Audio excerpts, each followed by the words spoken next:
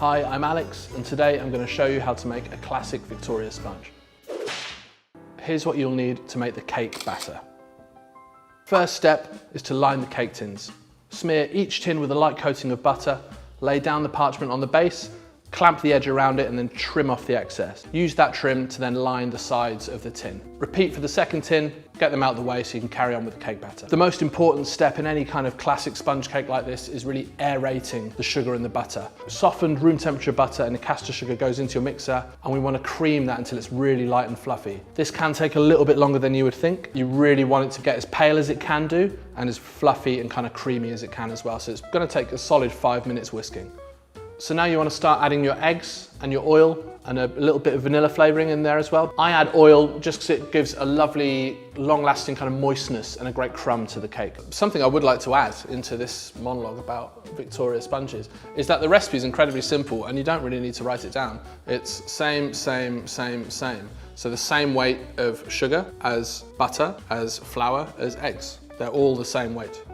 Now we're going to sift in our self-raising flour and our baking powder and about half a lemon zest. Another very important stage of the cake is to gently fold this in. We've taken a lot of time to get a lot of air into the cake, so we don't want to knock it out. So now we just gently fold through the flour so there's no dry spots.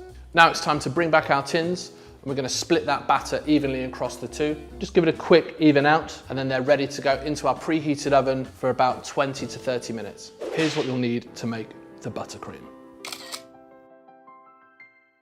All you need to do is combine the softened butter, icing sugar, splash of milk, vanilla paste, a little pinch of salt in there as well, and just bring that together. Persevere, it'll feel like it's not coming together, but it will slowly break down and become a lovely smooth buttercream.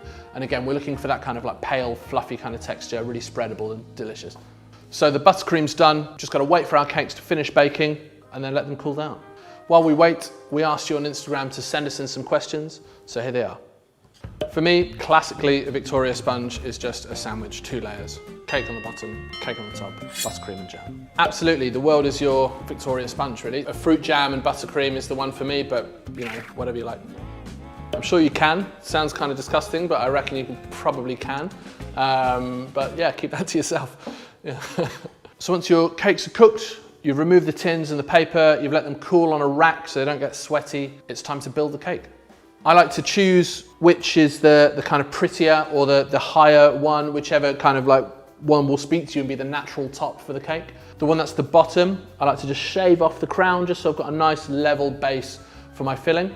Slap on all of that buttercream and spread it nice and carefully, just filling the edges. Then your chosen jam, I've gone for a lovely seed-in raspberry jam today, but strawberry jam, blackcurrant, lemon curd, whatever you would like. Spoon that on, but then don't push this all the way to the edges because of course the weight of the top of the cake is going to help that kind of travel to the edges. And then I really like the kind of icing sugar, very classic finish, but you can decorate it as you see fit.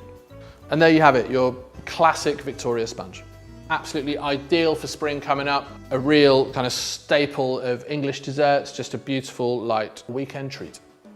So here we have it, lovely big slice of my Victoria sponge. Let's give it a taste. Doesn't get better than that. Absolute classic.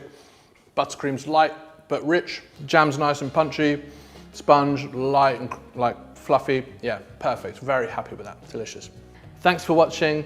If you want to see the full recipe, it's in the link below. And yeah, I forgot what the other bit was. So yeah, thanks.